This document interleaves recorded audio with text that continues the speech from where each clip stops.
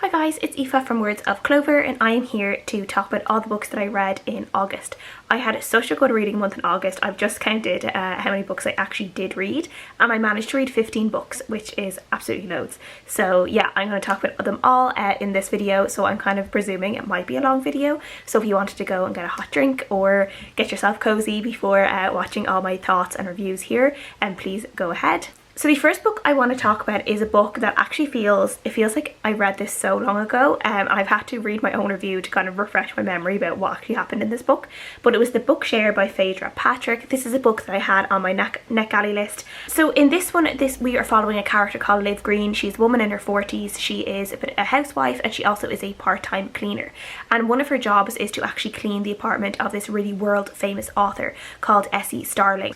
And then one day Essie is like kind of distraught to find out from Essie's lawyer that Essie is after dying following an illness and an operation, but there's kind of a catch in that no one is to know that Essie has died because she still had one like last book to write, and she has almost like a completed manuscript, but like the last like 20 or 30% of that manuscript isn't written. And Essie wanted Liv to finish that story for her, so in a way she's kind of almost being like a ghostwriter in a way, but she's getting a chance to write about her favorite character in the disguise of her favorite author. So in a way it kind of feels like a wannabe writer's dream come true, because obviously in this book Liv has always wanted to be a writer. This one ended up being a 2-star read for me. I ended up being really disappointed and just annoyed by this book, particularly by the main character of Liv.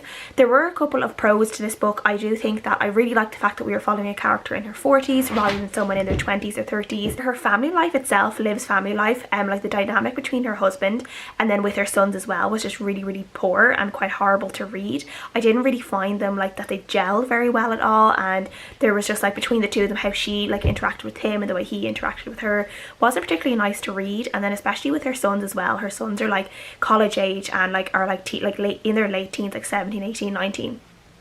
And the way like they're treated by both of their parents, but the way sometimes they're like, Liv is expected to like wait hand and foot on her sons, and the fact that they're like practically grown men, and it was just a little bit ridiculous seeing this woman like, you know, having to bring her son to work with her because he was like a 19-year-old who, or like 18, 19-year-old on his own with like a broken leg or something at the time.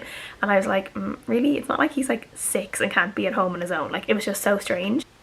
We did get some excerpts in this book of what Essie Starling's books would have been. So some excerpts of the books that Liv has read about this character, Georgia Rory, who she really loves. And those books were like, they were really bad. Like, they were absolutely awful. In my reviews, I did kind of refer to this book as a little bit of like a Poundland version of the 7 Husbands of Evelyn Hugo, because for some weird reason Liv decides that she needs to find out about all of Essie's past husbands and lovers and stuff to write a fictional book about a completely different character.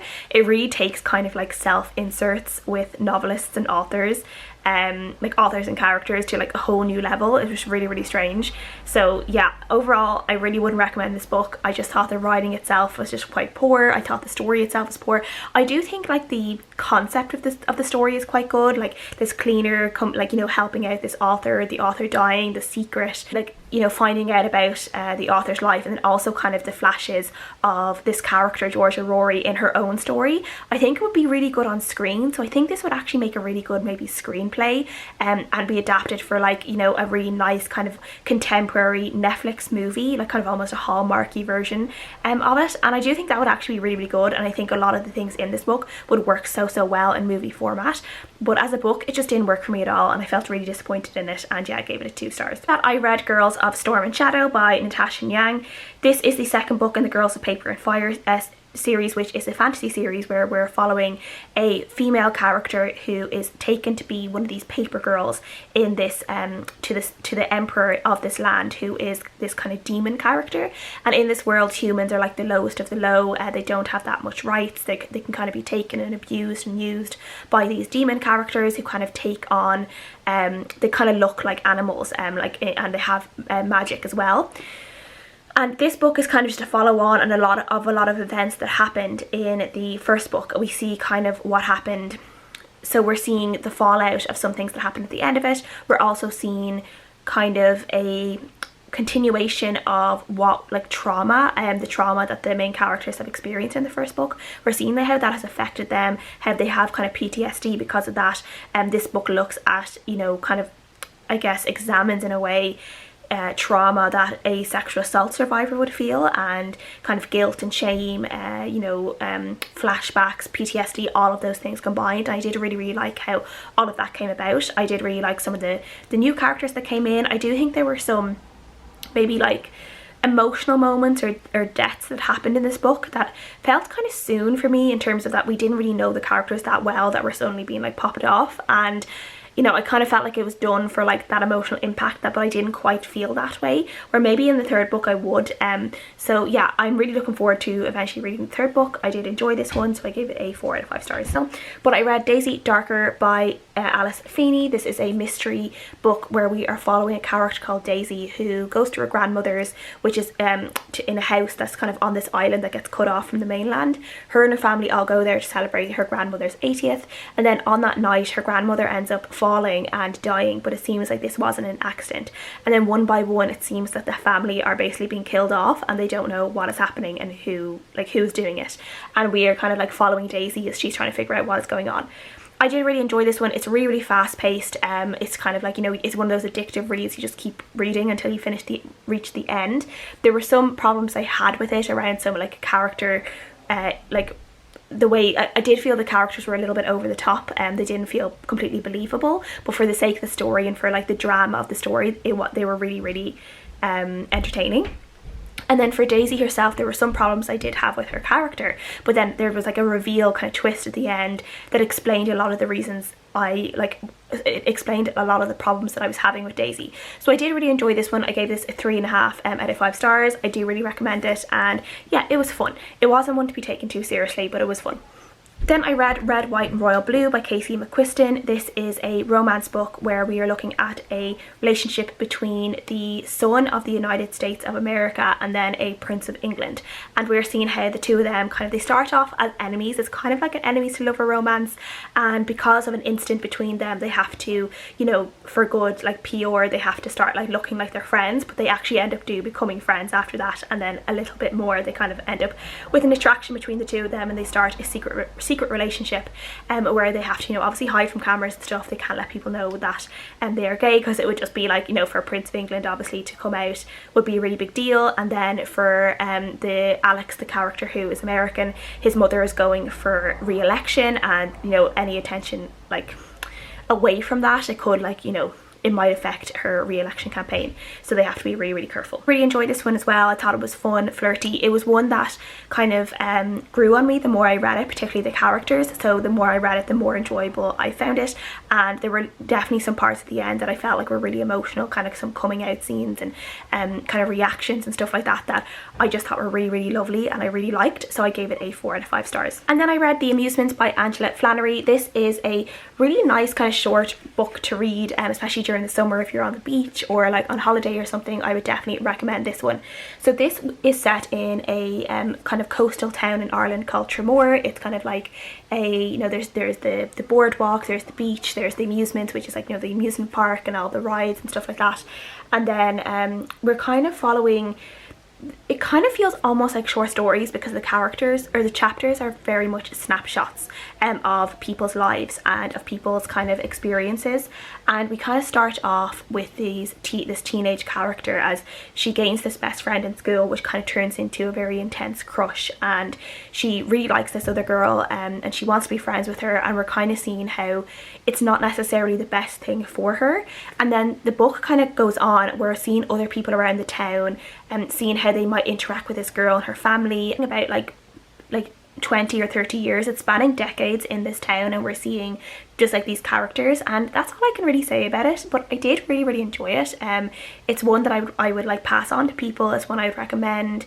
It's just one of those ones that's kind of like Irish summer, like Irish town, like these kind of characters that like you see different dynamics between people, and yeah, I just really enjoyed it. It was kind of like just a quiet novel, I guess, and yeah, I enjoyed it. I gave it a 4 out of 5 stars. Then a audiobook that I read during the month was Olive Again by Elizabeth Strout. This is the second book in the Olive Kitteridge series, and What I find interesting about these books is not every single chapter is in Olive's point of view. We're also seeing how other people in the town that she lives in, how they think of her. We're seeing kind of bits of their lives, and we're kind of getting a real full picture of Olive, from like who she is and how she sees herself, and then also how the people around her see her, and how some people think, you know, she's like a fussy character, she's, you know, rude, she's objectionable, but then also at the end of the day she's like this very actually warm, kind-hearted person.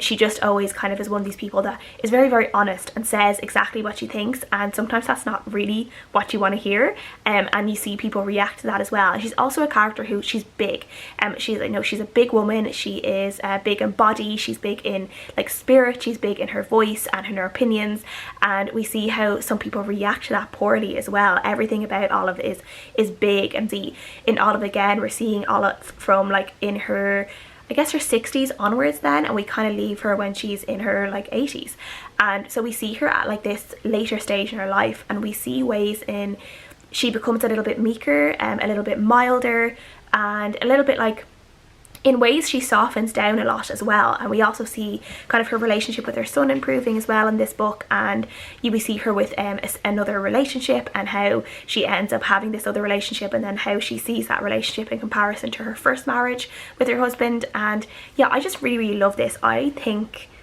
I've listened to the audiobook for the two of these, and I thought both of them were absolutely brilliant.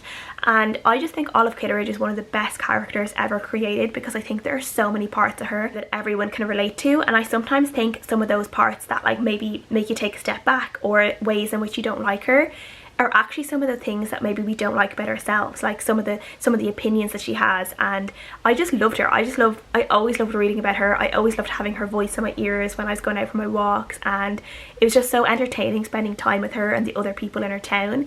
And yeah, I just really, really enjoyed this one. It was a 5 out of 5 star read for me. I love Olive Kitteridge, I love Olive again, and I would definitely reread them in the future, and I would definitely recommend them for other people to read, especially if you get the audiobooks. Then I read Do Not Say We Have Nothing by Madeleine Thien. This was for a book club, and this one was really, really struggled. I really struggled with this one. It took me about like a week and a half to read, and I really, like, it was so hard for me to read this book. We're looking at this one, we're looking at kind of Chinese history, and we're seeing a character in Canada in the like early 1990s, I think, and then we're finding out that her family they were part of this kind of the Chinese Cultural Revolution, and we're seeing how this affected her family, her parents, and then parents of her friends, and who were musicians and artists at the time, and how this Cultural Revolution really hurt them, hurt the people around them. And we're kind of just seeing it, the story is kind of in two parts. We're getting this like kind of more like present day like setting of like the 1990s and the more modern day, and then we're going back to when the parents are young and seeing their struggles in China from like just living in this like more communist country, and then the Cultural Revolution, where the things that they believe in and things that they're like learning and educating other people on, how that is stripped away, and they're being told that they're traitors and they're this and they're that, and they're being treated really, really horribly because they're simply like musicians. The writing in this is good. I can't say it's not good. It's definitely really, really good writing, but I think there was this huge emphasis on music in this book that just didn't connect with me, and just whatever way the story is written, I found it really, really boring and really hard to get through. I think the second half of the book was a little bit better, where we got more around the Tiananmen Square protests, and we learned more about that, and I really loved learning about the different points in history, like the Cultural Revolution and then Tiananmen Square. I really liked learning about those, so I would definitely read more books in the future like based on those events, and where I would learn even more about those events. But just this book itself I just really struggled with, so I gave it a 2 out of 5 stars. Then I read The Internal Return of Clara Hart by Louise Finch. This is a book I got from Little Island Books in exchange for an honest review, and this one's really interesting. This is a YA book. We're following a character called Spence, and he is, I guess, kind of part of the popular crowd. His friends would be in like the popular crowd in school, and one day he wakes up, he's having a really bad day. It's actually the first anniversary of his mother's death, and he goes to school. He kind of almost is in an accident with this other girl called Clara Hart, who is his classmate, and he doesn't really know her that well, but he had a crush on her like a few years ago, and so like she kind of like sticks out in his mind. And then his friend later on that day has a party, And at the end of that party, during that party, Clara gets really, really drunk. And then at the end of that party, it seems like something has happened to her. She gets really upset and she runs out to go home. But she ends up being hit by a car and dying. So Spence is obviously really, really upset at this. He ends up going home. And the next day he wakes up and it's yesterday again, so it's Friday again, and it's not Saturday. So he ends up having to relive that day over and over again, and he's trying to figure out how to save Clara. What can he do differently? And he keeps going through all these different scenarios and trying to figure out like how to save her, and how to save her, how to maybe help other people who weren't doing well at that party. And he's just trying to get to the bottom of it, like what he can do to save himself but also save Clara. And also finally, you know, stop reliving the day over and over again. So this is a really, really interesting look at toxic masculinity. And I loved how this was explored in this book. Loved the way the character of Spencer, he went through this big character progression in this book, and really examining himself, examining his actions, how he's treated people, how he's talked about people, particularly girls, and then seeing how his friends have done that as well, and kind of trying to figure out how to help himself, how to help his friends, how to educate his friends, and what they can do to make things better and to stop this kind of cycle of toxic masculinity and of misogynism. And yeah, it was really, really interesting. I would definitely recommend this one, and I gave it a 4 out of 5 stars. I read A Great Beauty by A. O'Connor. This was historical fiction set in Ireland in the 1920s. So this is basically about Michael Collins, who was a Irish war hero, a kind of revolutionary leader during the War of Independence and the Civil War. And this is basically about the last 3 years of his life, and we are looking at kind of Michael's life as this leader, as this like he was like kind of the lead intelligence officer at the time during the War of Independence. He led the kind of the guerrilla tactics against the Black and Tans and the English army at the time. Seeing kind of Michael's own relationships with some different women in his life as well. So he was engaged to Kitty Kiernan, who actually had a relationship with one of his friends before that. So there was this kind of love triangle going on between Kitty Kiernan, Michael Collins, and then his friend Harry Boland at the time, and we kind of see how that all plays out.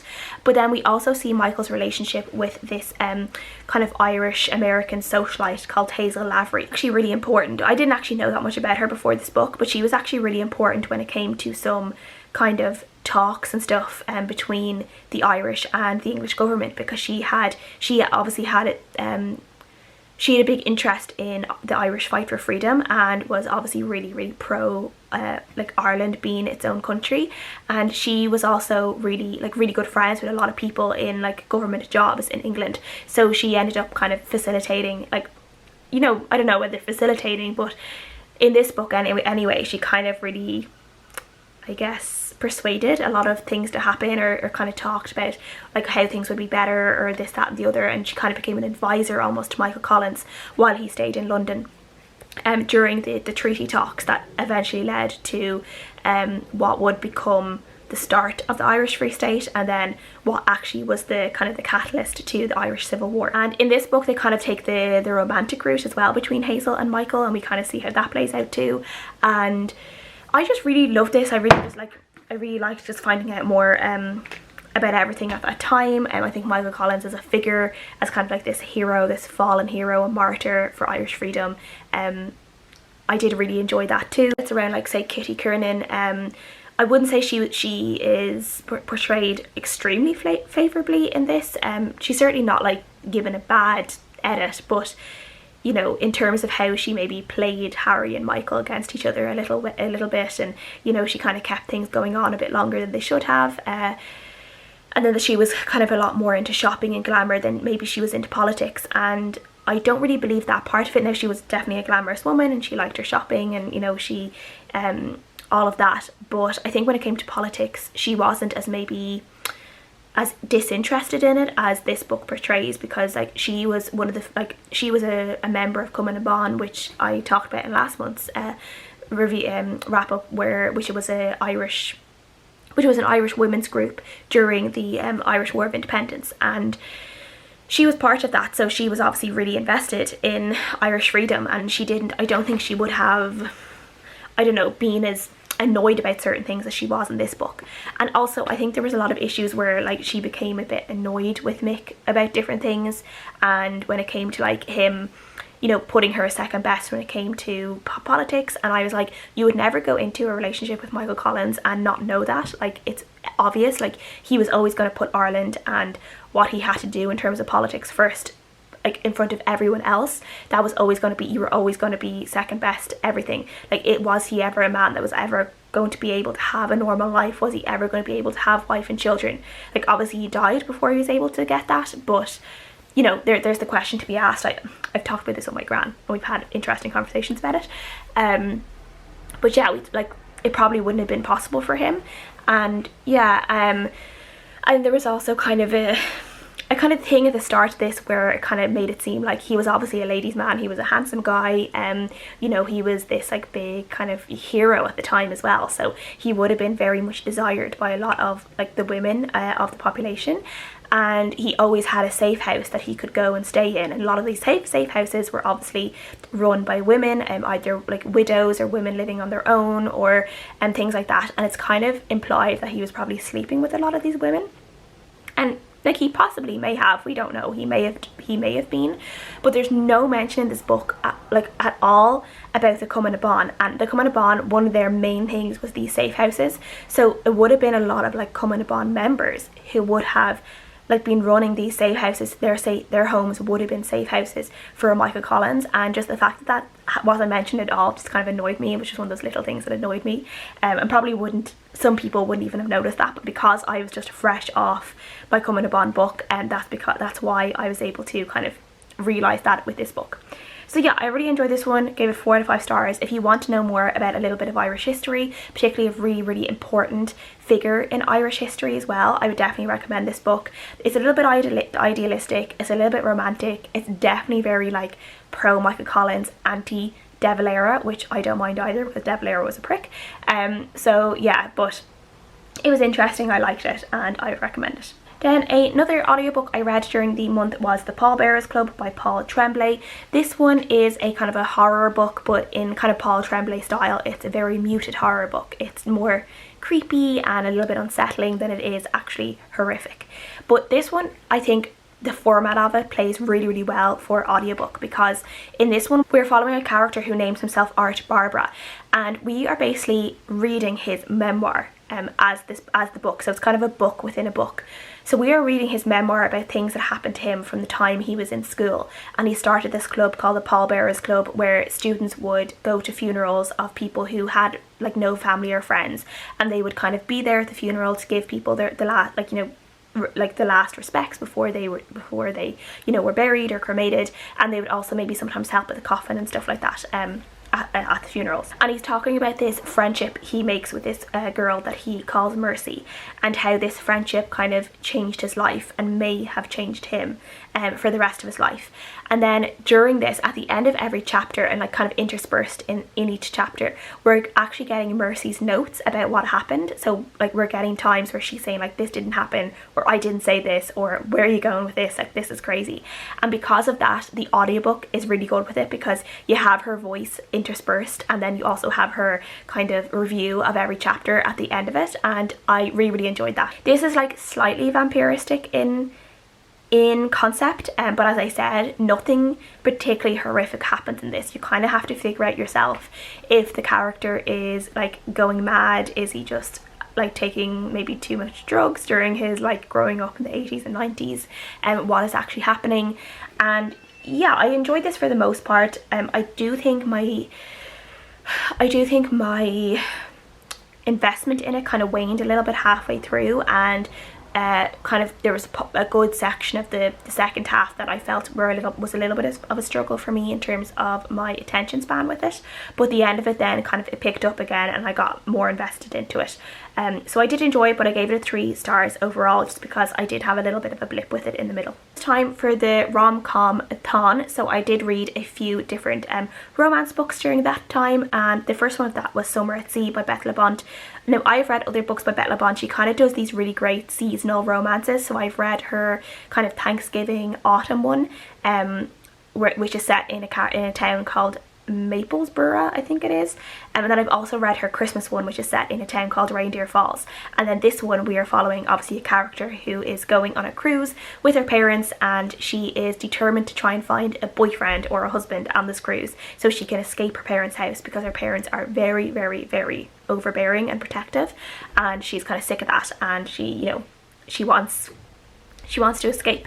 And she ends up having to share a cabin with her brother. Her brother had originally like arranged this cruise, but then he ended up not going on it, and she ends up sharing a cabin with her brother's best friend and business partner, who obviously happens to be a pretty good looking nice guy, and they get closer and closer during the cruise, and you can probably guess what happens. So this was fun. It was just lighthearted. I wasn't taking it too seriously. As I said, I kind of read Beth LaBonte as kind of seasonal reads. Pretty much has a book for every season, which I really, really like. Kind of hard to read this girl's parents throughout this book because they were actually like pretty horrible people. Her dad was just a bit of like a dose, and then he was kind of a creep at times as well, with like his reactions to like the women around him. Like he was kind of borderline creepy. I would like be embarrassed by him. Mom is like a proper Karen, like a real Karen, to the point, you know, like where she was like, you know, something like she would like cut her finger and like start talking about how she was going to sue. And yeah, just very, yeah, her parents were just like not particularly nice people, and I did feel like she really lacked a backbone in the fact that she was like 26 years old, I think she was, and she was afraid to move out of her parents' house because she didn't want her parents to worry about her, and she basically was like she was basically not living her life because she was afraid of her parents' reactions, and she was allowing her parents, and particularly her mother, to basically control everything about her life. Like the relationship, I liked the dynamic between her and Graham, I think is the guy's name, and yeah, he was really sweet, he was really cute, and to be honest, the way her parents were, if you find a guy who gets on with your parents and likes your parents when they're like that, yeah, marry him, 100% marry him, get with him, because if, yeah, you know. Yeah, I gave this one, I think it was like did I give it a 3 stars? I gave this one a 3 out of 5 stars. As I said, it was good.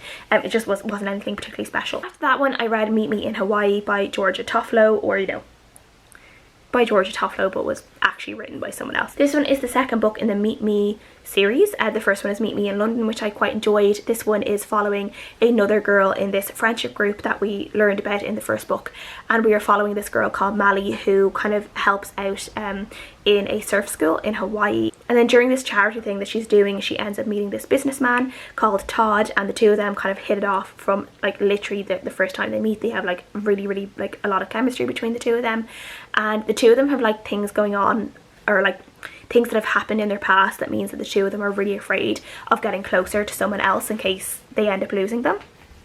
So the two of them have to kind of deal with these issues separately, but also kind of figure out if they want to be together or not. And like, I did like that, but I did actually find this book quite disappointing as well. I found it really boring. It was like just a really boring book, like nothing really happened in it. And Mally, like the way she tried to like decide what she wanted or what she didn't want was really irritating for most of the book. She was basically like that video of, you know, the kombucha girl, where she's kind of like you know, she kind of said like yes no maybe yeah maybe, and it was just really annoying. And any guy in real life would have just walked away after the first like yes no maybe. And one of the things was like this book as well is that we find out like Todd is like this businessman. He literally is like a millionaire. We never actually find out what his business is. We're just told like he's a businessman, and like he has like a flight to take to New York at the end of the month, and this, that and the other, and he has like, you know, a sports car for the time he's in Hawaii, and this mansion that he's renting and stuff like that, and you know, these formal dinner parties and tuxedos and stuff like that. But we never actually find out what his business is, and for some reason that annoyed me, because I was just like, for someone that rich, I'd kind of like to know what he actually does, and it was just so vague. So yeah, for this one, I really love the setting, I really love the cover of this book, but the actual just the whole plot of it was just very meh, and so I gave it a 2 out of 5 stars as well. I will read the third book, which is Meet Me in Tahiti. As far as I know, there's not going to be a fourth book, which really confuses me because there are 4 friends. So like, does one girl just like not get her own book? Like, that's just mean. Then the last book that I read for Rom-Comathon was a Pho Love Story, so I listened to this on audiobook, and this one is a YA enemies to lovers style romance, where we are following a character called Bao and a character called Lin, whose parents basically own rival Vietnamese restaurants basically on the other side of the street to each other. So their entire lives they've been told like that they're not allowed to be friends, they're not allowed to talk to each other, and their families hate each other, so they've always kind of like avoided each other. And then for a school project they end up having to work together, and they end up finding out that, like, you know, like they really like talking to each other, there's an attraction there as well, and they get closer to each other, and they start trying to figure out if there's something more between their families than just this restaurant rivalry. Is there something there that like dates back to like when they were smaller or before they were born? So they start trying to investigate this as well.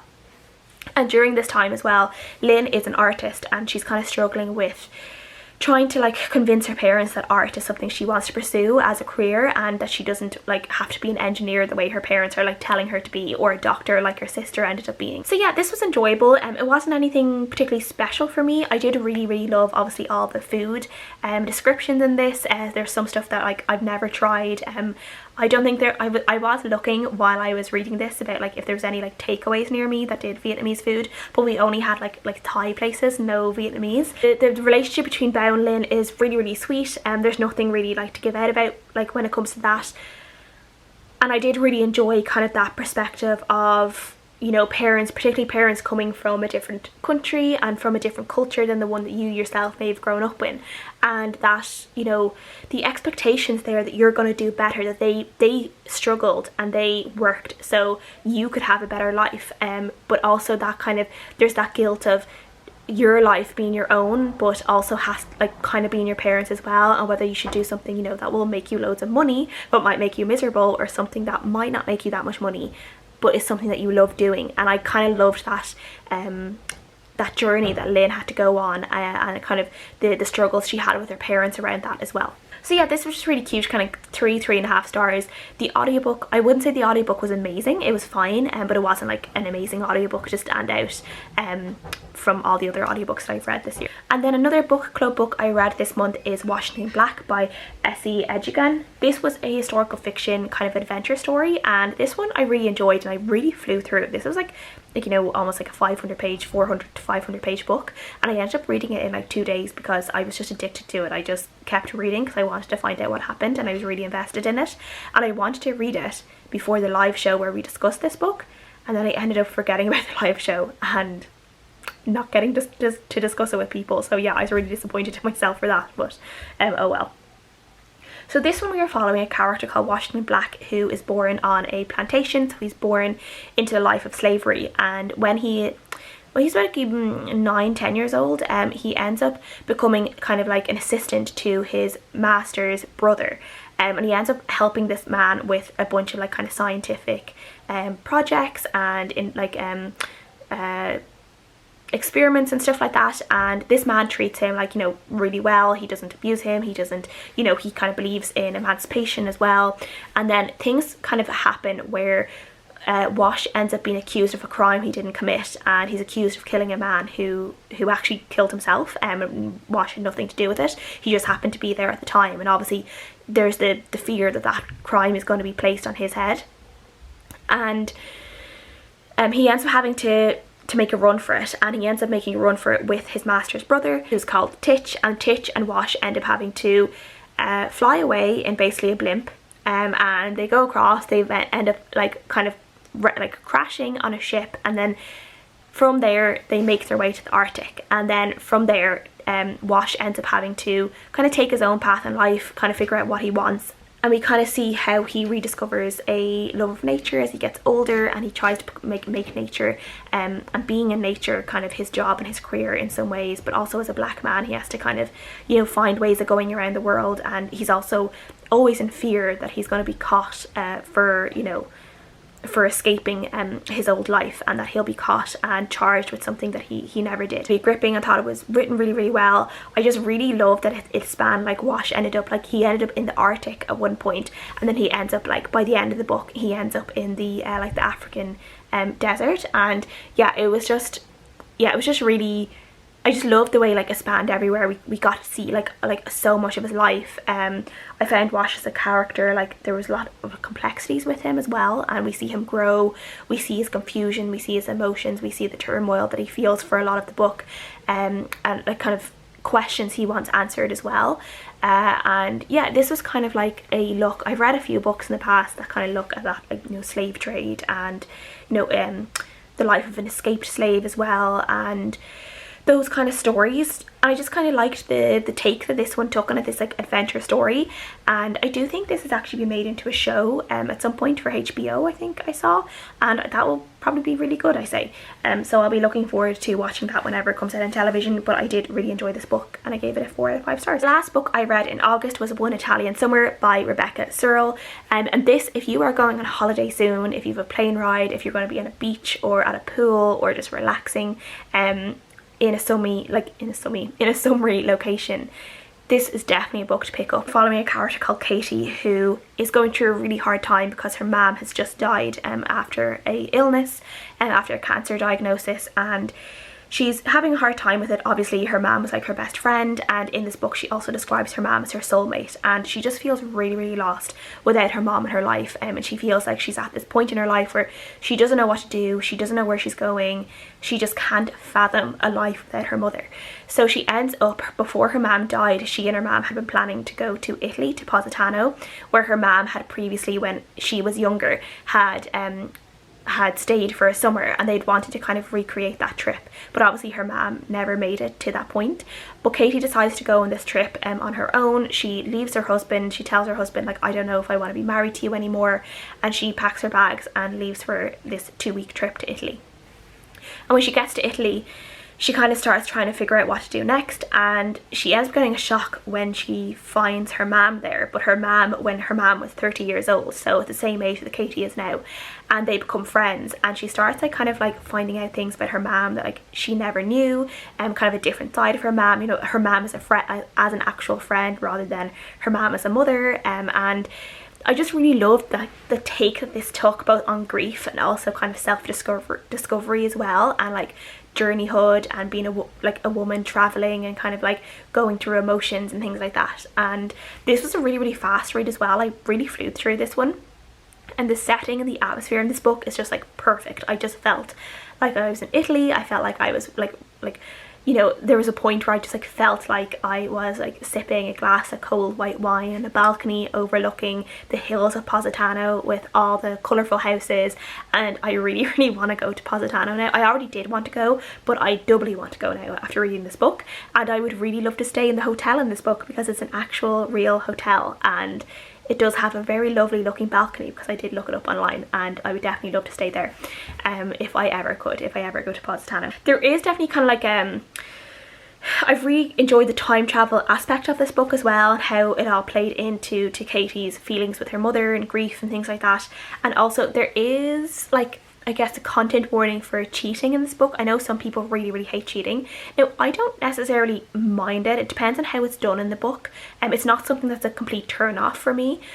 I did like how it was done in this book, because it was kind of like she kind of got an out with it, and the way things ended up happening, she kind of got away with it. There's also a point in this book with the love interest. The only person I imagined him as was your man Christian from The Devil Wears Prada, and his character almost ends up exactly like that guy. Like even like the whole character, his character arc almost ends up like this guy. But I did actually like that he wasn't given a villain arc, even though he was like this other love interest taking this wife away from her husband. I did like that he wasn't given a villain arc. He was just kind of this ordinary guy, a little bit lost himself, and you know, he wasn't made out to be this horrible person, someone who was there for her when she needed someone, and she kind of needed someone who didn't really know her that well, didn't know her past, didn't know her grief, her tragedy, just knew her, who she was right there then in Positano. And I did really like that one. So yeah, I really enjoyed that one. I gave it a 4 out of 5 stars. So that's everything I read in August. I would love to know what you guys thought of all these books. Have you read any of them? What do you think? Are there any on this list that you would like to pick up straight away? And if you guys have read any great books in August and you'd recommend them to me, please let me know, because I'm always looking for good recommendations. Thank you guys so much for watching. I'll see you guys again next time. Bye!